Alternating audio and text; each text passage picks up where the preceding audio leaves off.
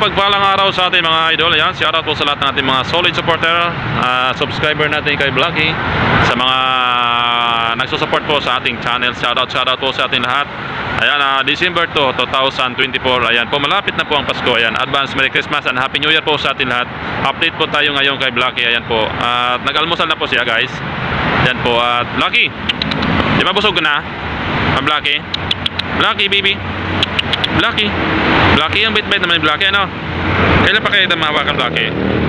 Blacky, Blacky. Yan, guys, mahihain talaga si Blacky. Blacky, saan ka punta mo? Blacky, saan ang punta? Yan po si Blacky ay nagtatago. Nahiya siya eh. Blacky, baby. Blacky, Blacky, bait. Ang bait-bait naman ni Blacky. Blacky. Sa mga nagko-comment po yan, guys, na hawakan natin si Blacky, ay pasensya pa ho, hindi talaga natin makayang magawa. Ilang beses po natin na ginawa ko yan, walang video, pero as of now po ay talagang si Blacky medyo mahilap. At hindi po natin masisi si Blacky, baka hindi po natin alam kung ano pong naranasan niya noon nung wala pa kami dito, o kaya hindi natin siya masisi kung medyo mahilap po sa tao. Sadyang mahilap talaga siya. Pero mabait naman siya. Nakita nyo naman sa kanyang itsura, mabait na aso si Blacky. Kasi pre, kung ang aso kasi may phobia, mahirap na po mawala yung mawala sa isip niya yung walang tiwala sa tao, lalo pag sinaktan natin o anong klase pag pananakit sa isang hayop. Medyo matagal mawala yung stress saka yung trauma sa isip ng aso, kasi napaka-loyal kasi ang hayop ang aso eh. Kaya kahit amo, pag sinaktan mo, pag ikaw yung amo niya, talagang pa rin, loyal talaga sa sa amo yung mga aso. Hindi talaga yan umalis kahit saktan mo pa sila. Kaya sa mga dog lover yan, I hope na huwag nating maltratuhin yung mga hayop natin, mga alaga natin, kahit hindi man sa ating alaga yan, kasi yung hayop kasi parang tao din kasi yan eh. Nakakatawa sila kasi nagkakaroon din silang tropa, may phobia. Kagaya ni Blacky, naawa ako sa asong ito eh. Siyempre, hindi ko rin alam kung anong history ni Blacky, pero as of now po ay maganda naman yung katawan niya. Ayun na nga.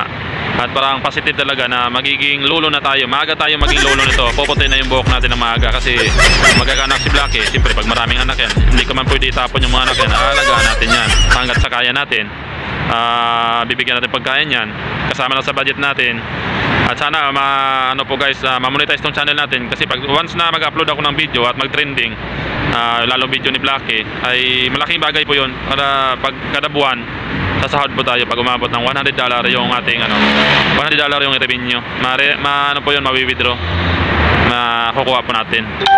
Pero sa ngayon po, hanggang pangarap lang muna tayo kasi matagal pa, wala pang 500 yung watch hour ko. Ang requirements kasi dito kay YouTube ay 4,000 watching hour. Kailangan po yun ay ma-reach. Pero yung subscriber natin, na-reach ko na, pero yung watch hour ko ay matagal pa. Sana marami pong supporter natin, mag-share po ng mga video. Yun na lang po ang magiging tulong nyo sa akin, guys. Paki-like and share po, paki-subscribe. Yun na lang po. Baka may isang video si Blacky na mag-viral, itong mahabang video. Malaking bagay po yun. Pag nag-viral yung video ni Blacky sa long form video, ay malaking tulong po yun dito sa channel para makapag-apply ako ng monetization. At siyempre pag na-monetize na at mayroon tayong revenue at sasahod tayo dito, ay wala po akong ibang adikain kundi itulong din natin sa kagaya ni Blacky. Number 1, priority sa mga pusa, sa mga aso din. Ibili tayong pagkain. Siyempre papakainin natin sila. Kahit isang bisis isang araw, dadala natin sa pagkain, o 2 bisis pag wala tayong duty, papasala natin sila at papakainin sa isang lugar. Tatambay lang sila sa isang lugar doon, lalo doon sa may palengke.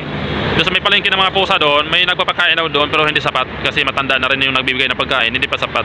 At saka medyo malayo rin dito sa area ko, guys. Kailangan ko pa magbiyahe papunta doon. Siyempre kung mayroon tayong madali lang yan, sasakay lang tayong jeep at lalagay tayo ng pagkain sa timba. Di lalagay natin yung kainan. May pagkain na tayo sa mga pusa, saka sa aso ng mga stray dogs, saka stray cats, kasi kawawa naman sila, naghahanap buhay din. Saka doon sa may 7-Eleven, kawawa din yung mga aso doon. Pero may nag-alaga doon, yung mga gasoline boy, doon lang silang tumatambay, pati yung pusa sa 7-Eleven. Kaya medyo malusog din yung iba doon Doon sa may palengke talaga yung mga pusa, medyo payat pa, kulang na sila sa pagkain. Ito si Blacky, guys. Hanggat nandito po ako, hanggat kaya ko, ayan po, huwag kayong mag-alala. Kahit hindi ko siya mapaamo, hindi ko na pinapangarap na mapaamo pa si Blacky, kasi hindi ko siya masisi. Pero ang aking pinapromise, hanggat nandito po ako, ay susuportahan ko si Blacky sa pagkain. Tutulungan namin yan siya hanggang sa mga anak. Siyempre kung magsasawa din kayo sa video natin sa pagpanganak ni Blackie, yun, baka magpalit tayo ng content or mag-comment na lang kayo dyan kung tuloy-tuloy pa rin natin sa pag-upload ng video about kay Blackie pati yung magiging anak niya. Para kung marami pong yung pumapayag, ay itutuloy pa rin natin pag-upload. Salitan na lang natin yung video ni Blackie at saka gagawa rin ako ng ibang content dito sa channel natin. Kasi yung channel ko talaga, more on ano ako content creator talaga ako sa mga challenge vlog, mukbang, saka mga travel vlog at saka yung talaga yung mga challenge noon ni Boy Tapang. Ayun, kami po ang mga kasali doon sa mga challenge vlog. At saka charity, yun po, charity talaga ako. May pangarap talaga ako maging charity vlogger. Siyempre, charity vlog din natin to si Blackie. Number 1 natin yan. Number 1 natin project. So yun guys, maraming salamat po sa lahat. Sana ay hindi kayo nagsawa na suporta sa ating channel. Ayan, maraming salamat po. At pasensya na kayo kung hindi pa masyado maganda yung vlog natin at saka yung video natin gawa ng yung cellphone natin lumang modelo. Yung cellphone natin ay nasira kasi LCD pa. Ay kailangan natin budget doon bago natin paggawa. Yan, at siyempre inauna ko muna yung mga unang pangangailangan para sa pamilya. Yan po si Blackie Blackie baby, Blackie.